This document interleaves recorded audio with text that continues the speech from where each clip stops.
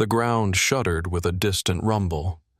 Beneath a tangle of bare branches, Captain Harold Sims lay pressed into the icy mud, his face slick with mist and sweat, his breathing tight and shallow.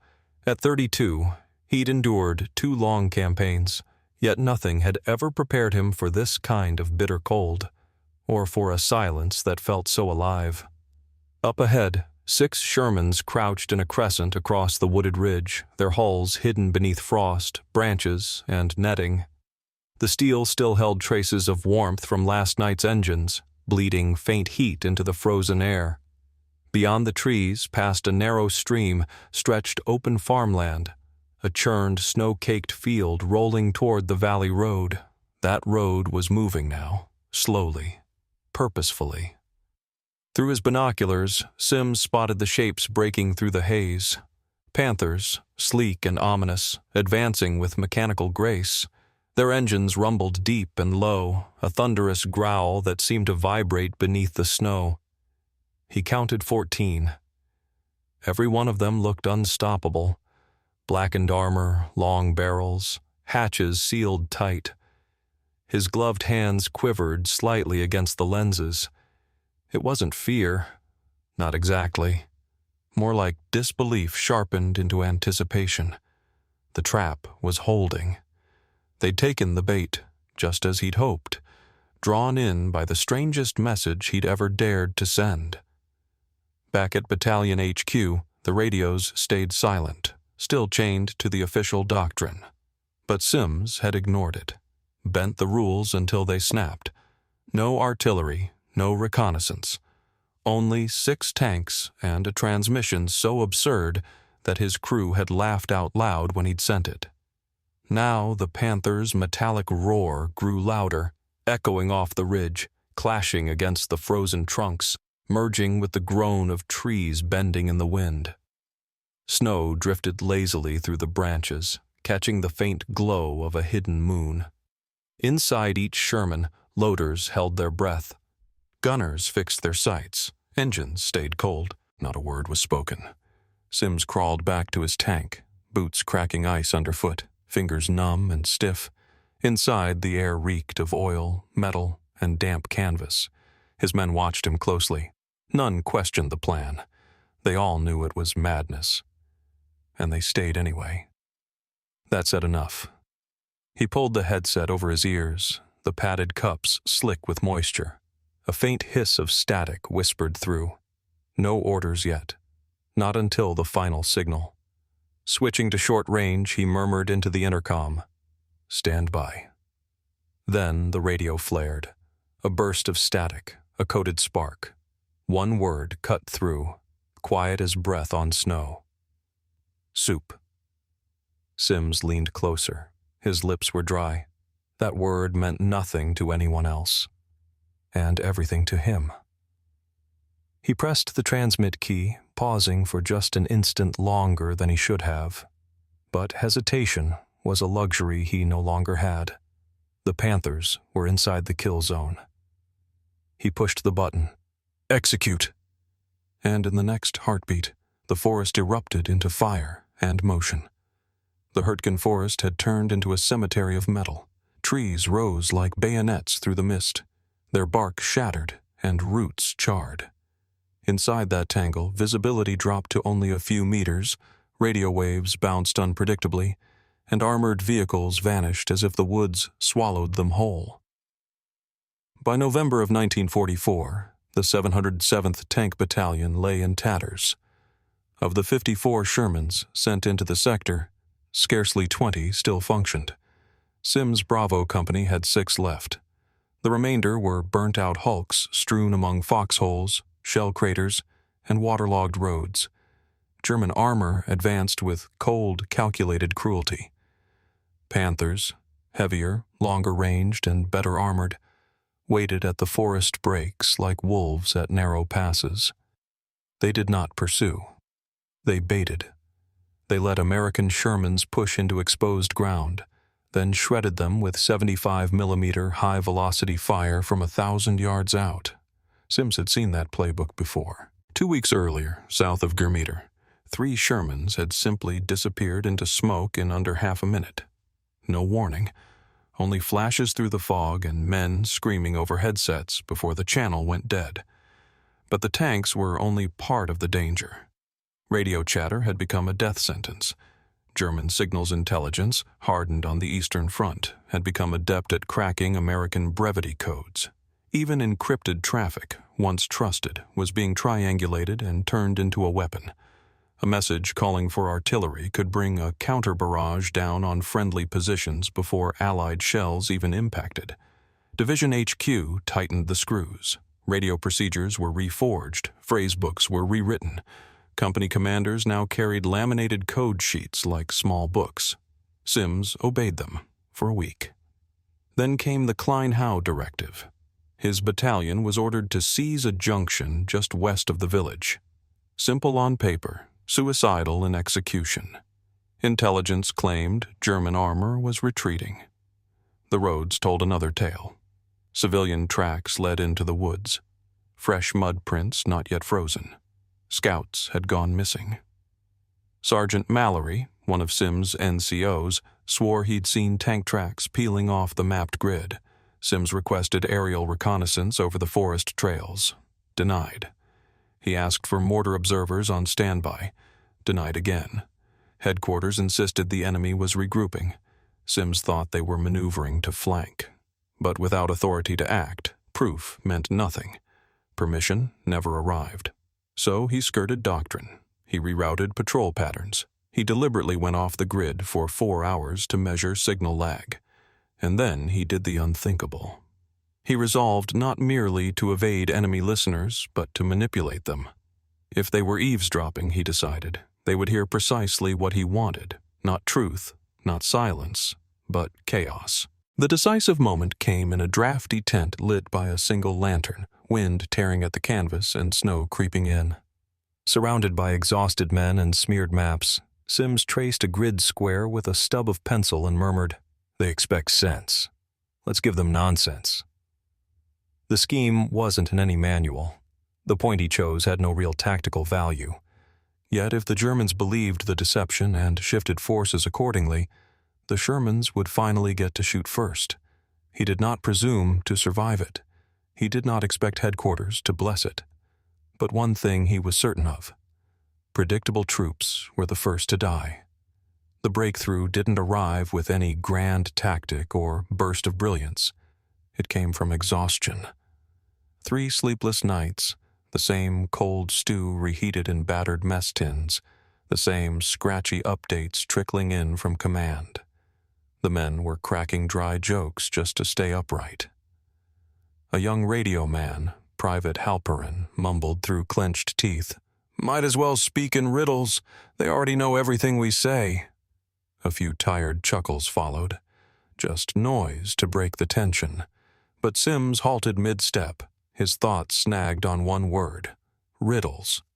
He turned to the boy, his expression hollow but alert. "Say that again." Halperin froze, unsure if he was being mocked or given an order. "I said they'd crack it anyway, unless we talk like lunatics." That was the moment. Not some sudden stroke of brilliance, but the beginning of it. Sims didn't reply right away.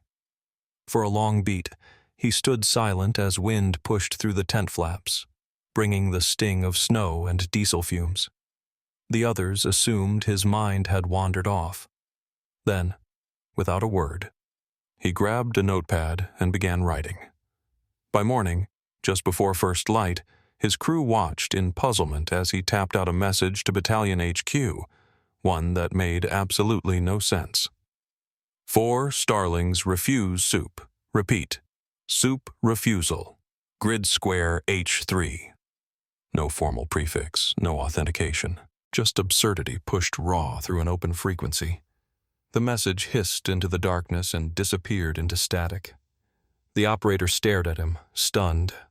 "Sir, that wasn't encrypted." Sims simply nodded. "That's the point." He gave the explanation later, his voice low, a cigarette between 2 fingers.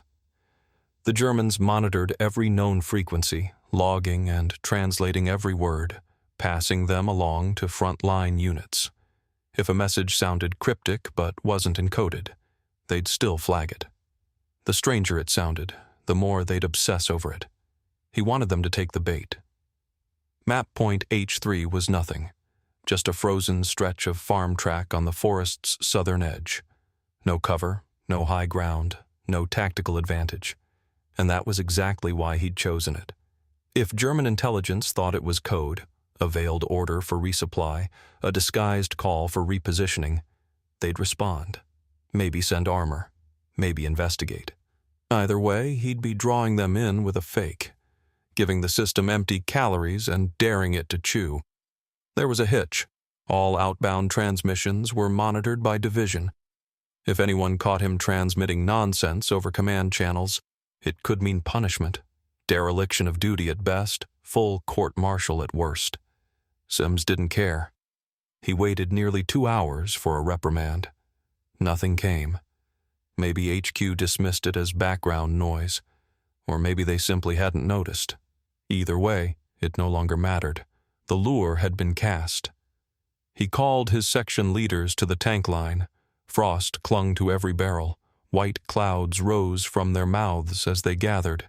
Without raising his voice, he said, "We move tonight. No lights, no comms, no signals. The trees will cover us better than any damn protocol." They didn't ask questions. Not about the destination, not about the shift in plan. The ambush site didn't match the grid he'd radioed, but no one questioned him anymore. Not since Germeter. By 2300, the Shermans crept forward. Engines low, transmissions hushed. They slipped into the dark like silent ghosts, their treads muted by the frost-covered forest floor. Sims sat in the lead tank, eyes locked on the compass light that glowed green against steel. Each second dragged. Every crackle of the radio made his chest tighten. He'd sent nonsense into enemy airspace, but in war, nonsense could kill, if the right ears were listening. By 0047, the tanks sat cloaked in stillness. No engine noise, no murmurs, only the whisper of wind threading through bare limbs and the faint groan of ice shifting beneath steel treads. Sims' formation had settled into a shallow basin, with the ridge at their back and a narrow creek glinting like silver in front of them. The Shermans remained completely still, camouflaged under pine branches and torn netting. Inside their halls, scopes fogged with breath, fingers hovered on triggers, knees pressed against freezing armor, and jaws clenched in the dark. From the command tank, Sims listened to the static hum in his headset. His entire body was drawn tight with strain. His men had followed him beyond the official playbook, guided only by a cryptic phrase that meant nothing on its face. They weren't waiting for instructions anymore. They were waiting for the enemy to believe a lie. At 0118, a low vibration rippled through the frozen ground. Sims placed his hand on the hull and felt it. Faint but growing, rhythmic and mechanical, layered in depth. Panzer engines. Moments later, his forward scout tapped the turret 3 times. The signal they had agreed on. Movement confirmed. 14 vehicles. Direction: east turning southwest, moving straight toward grid H3. The bait had worked. The Germans had taken it. Sims exhaled slowly, his gaze narrowing with focus. But the moment of relief passed too quickly. Another tap followed. A short pause, then a final one.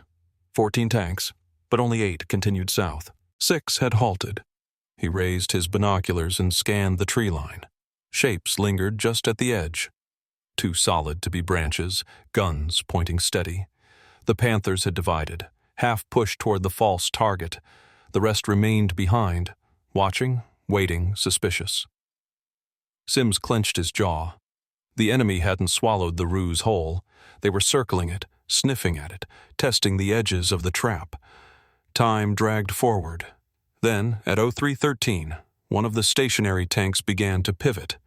Not away, but toward their hidden position. Sims switched to the short-range channel. "Hold fire. Engines cold. Let them come through." At 0341, beams of light pierced the mist.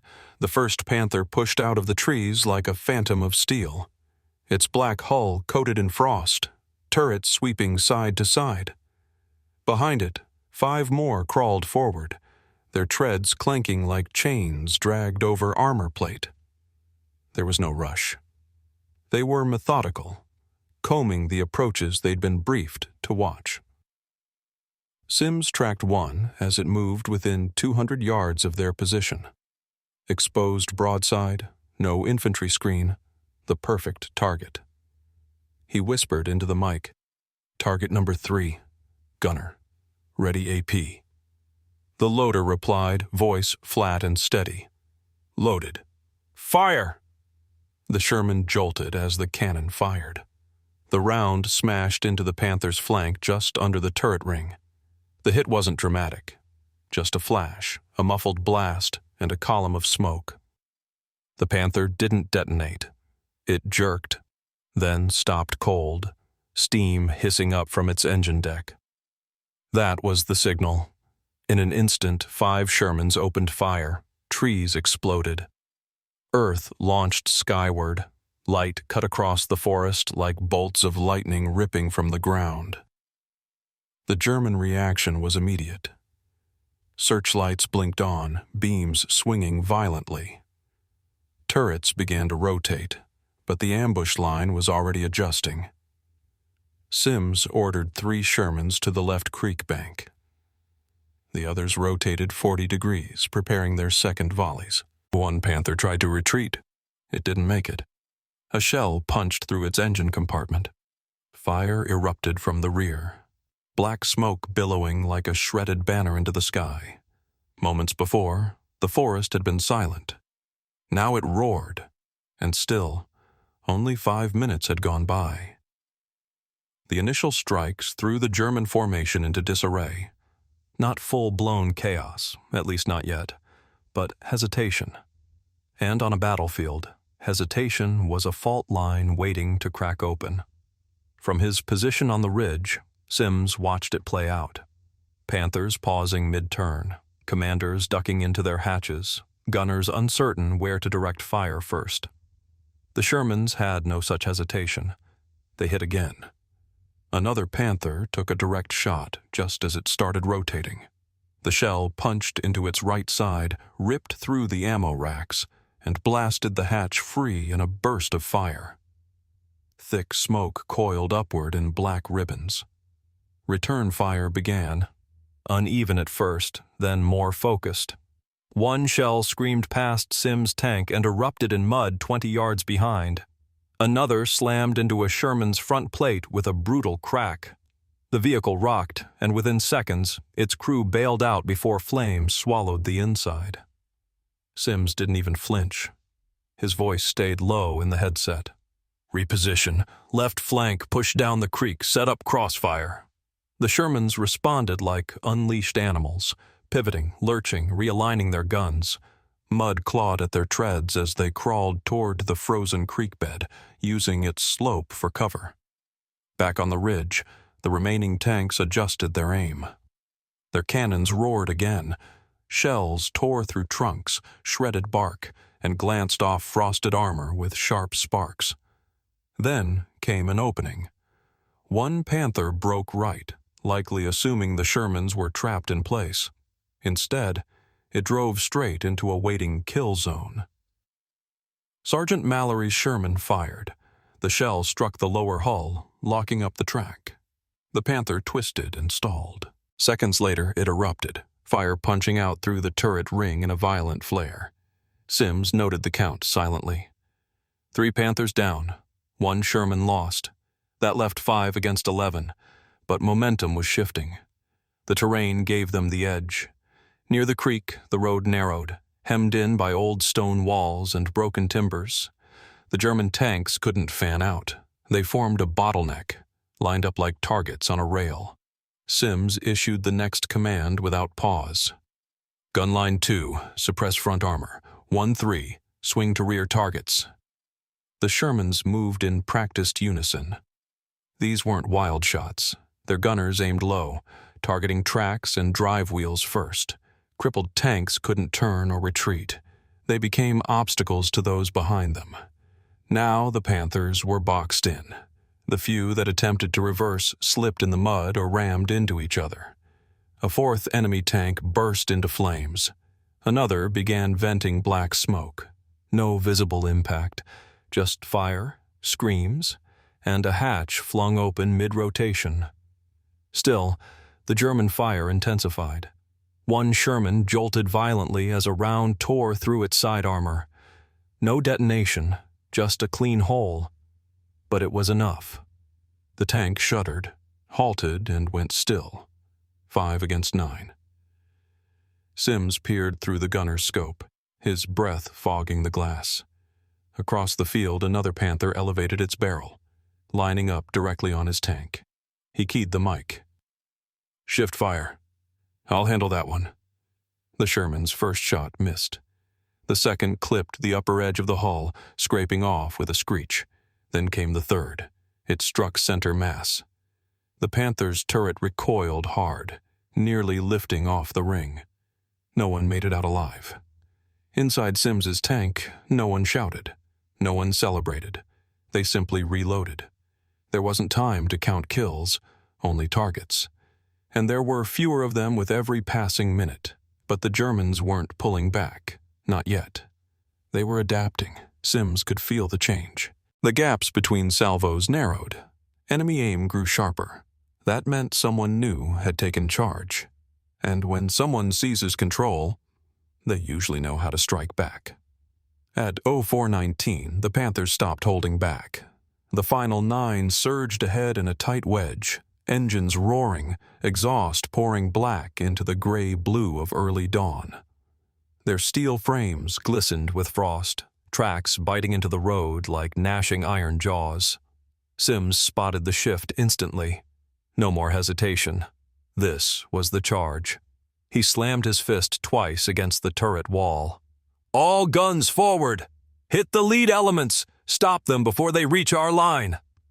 The Shermans responded without pause. Engines roared to life, treads ripped through frozen ground, and barrels swung forward to face the charging line. Smoke hugged the trees in thick, low bands. Muzzle flashes lit it like bursts of lightning caught in mist. The earth trembled beneath overlapping blasts. The first Panther was hit head-on and skidded violently. Another struck an old mine, long forgotten, laid weeks earlier. The explosion flung the tank into the ditch like a shattered toy. But 3 more pushed through. A Sherman to Sim's right took a glancing strike. Turret pierced, the cupola shredded. It didn't ignite. It just stopped. The loader slumped halfway out of the hatch, blood spreading through his winter coat. "Gun line, close that gap!" Sim shouted. "No openings!" His own tank jolted backward, reversing 10 yards to reposition. Frost caused it to slip sideways, barely regaining balance before correcting. A shell slammed into the ground 2 feet in front. Shrapnel screamed across the hull, pinging like a cracked bell. Inside, the stench was thick. Cordite, oil, sweat, and fear. Another Panther pushed ahead, faster than the others, angling from the far tree line.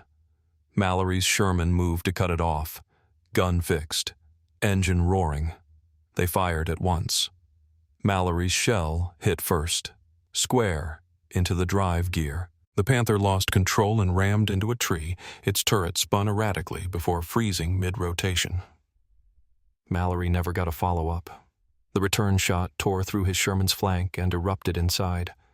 The turret blew clean off. Flames erupted skyward. No one made it out. Sims witnessed everything. The flash, the wreckage, the stillness that followed. He said nothing, just keyed his mic and reported, "Red 2 is gone. Shift position. Use the slope." Now it was 3 Shermans against 5 Panthers. 1 gunner was wounded, 1 loader unconscious. Ammunition was running dangerously low. Every shell had to matter. Then, through the haze and trees, Sims caught a shimmer. A Panther pulling back, slowly, not retreating, just repositioning, trying to reestablish firing alignment. Sims recognized the timing. If that tank reset its line of fire, the entire German push would recover. He snatched the crew handset. "I'm flanking. Cover me." The hatch flew open. Cold air hit like a slap. Then, without a second thought, Sims did something he hadn't done in months. He climbed out and sprinted. His boots hit mud. He slipped, stumbled, kept going. He vaulted onto a damaged Sherman, dropped inside and shoved the unconscious loader aside. "Get me the breech!" The gunner turned, startled. "Sir?" "Now!" The gun roared. Sims's shot tore into the Panther's rear armor. The tank bucked violently. Its turret shivered once, then froze completely. That changed everything. The rest of the German tanks hesitated. One began to withdraw, caught its track on a wrecked hull, and stopped dead. Another engine smoked heavily. Its crew jumped out, hands raised in surrender. The sixth and final kill came from a Sherman wedged in creek water, barrel just clearing the bank. A textbook ambush. 2 Panthers escaped. Nothing followed them. They limped back into the forest. When the last cannon fell silent, only the wind remained. 12 minutes had passed. 6 Shermans had entered the fight. 2 were still standing, but the road to Kleinhau now lay open. The smoke lingered for hours before it began to clear. It hung low in the trees, thick, acrid, mingling with the stench of burning rubber and melted wiring. The wrecks still hissed softly, pools of molten metal spreading beneath warped hulls. One Sherman lay toppled on its side, torn open like a split shell, its turret buried in the dirt 10 meters away. Medics moved quietly between the debris, scanning for signs of life. There weren't many. Most of the surviving German crews had either run or burned. A few left behind their boots. One was discovered near a frozen stump, curled up, crying into his ripped collar. Sims stood beside what was left of Mallory's tank. Snow had started to fall again, light, slow, dusting the blackened wrecks in a thin white layer. He didn't speak, didn't move, just stared at the hatch, its edges burned and jagged with soot. A corporal stepped up beside him. "Sir, HQ got word of the fight." Sims said nothing. "They're asking for confirmation. They say German intercepts reported something like H3 movement confirmed. They assume we acted on enemy intel." Still no response. "Captain, they think we reacted. Not that we planned it." Sims turned slightly. His face looked drained, wind-chapped, his eyes dark and tired. "Let them think that." At the field command post, a single entry in the day's report read, "Engaged enemy armor. 10 Panthers eliminated, position held. Losses 4 Shermans, 9 personnel." No note of the deception, no mention of the soup transmission, but the story spread differently among the men. The Sherman crews who'd made it back started calling him Captain Soup. No longer a joke. Not anymore. The nickname passed from gunner to loader, from radio man to infantry. It became code for something else, for turning hopeless odds on their head. In the days that followed, German patrols grew cautious. Intelligence noted increased hesitation in Panther deployments across the southern front. One unit reportedly paused for over 20 minutes after picking up a strange American radio phrase. Harmless, meaningless, but just vague enough to make them second guess. Sims rejoined the line 2 days later. He turned down a reassignment, refused any awards. The Bronze Star came by courier tucked inside a weathered canvas envelope. He never opened it, just slid it into his footlocker and closed the lid. That night he sat alone in his Sherman, listening to the emptiness on the radio. No voices, just static. He slowly turned the dial, scrolling through dead frequencies, pausing every so often. At one stop, faint and distorted, he thought he heard German, followed by silence. Then, maybe, laughter. It might have been real, or maybe it wasn't. He didn't smile, just leaned back against the cold steel and shut his eyes. 4 starlings refuse soup. There was no reply. But by then, it didn't matter. The wreckage behind him had already said enough. The forest took longer to recover than the men. By spring, the road to Kleinhau had been widened, cleared, and reinforced. Wrecked vehicles were dragged into scrap heaps lining the tree line. Burned-out tank shells were shoved into underbrush, stripped down by mechanics who never asked where the parts had come from. Sims left the war quietly. No farewell, no ceremony. He boarded the transport plane with a single duffel, a folder of papers, and a heavy limp in his left leg. A wound no one had documented, and one he never spoke of. He returned to Missouri, took a job teaching engine repair at a vocational school, married a girl he'd known before the war, though she often said the man she loved hadn't come back with him. He never mentioned the ambush, not once. When students asked if he'd seen combat, he'd just shrug and point them back toward carburetor schematics. But above his workbench hung one object, a worn radio handset, disconnected, wrapped in black tape. In 1956, a rarely read military communications manual included a classified appendix titled Nonlinear Linguistic Disruption Tactics in Theaters of Fluid Armor Engagement. No author was listed. The cited example read, "Irrational verbal signal leads to confirmed enemy misdirection. 4 starlings refuse soup." At Fort Knox, junior officers began to repeat the phrase as a joke, unaware of its origin. They used it to confuse, to jam, to provoke a reaction. The original report had vanished, but the phrase survived. It outlived the war, outlasted the units, and even endured beyond the doctrine that once forbade such tactics. Decades later, one of Sims's former gunners, now retired, hair gone silver, visited a small war museum outside Durham. On display was a rusted Sherman turret, torn open by a direct hit. Nearby hung a grainy black and white photo of a forest road, caption faded. Unknown engagement, November 1944.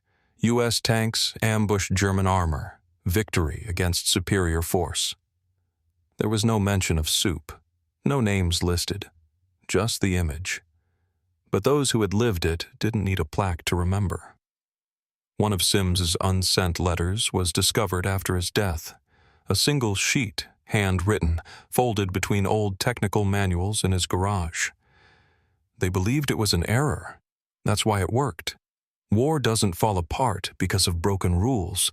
It collapses because of them. I made them chase ghosts. That was enough. His grandson still keeps the note, along with the old radio handset. Sometimes he taps it with a pencil, once, then again, and once more. Not for a signal, not for memory, just for rhythm. A rhythm once mistaken for madness, a rhythm that made steel obey nonsense and gave 6 Shermans the first shot.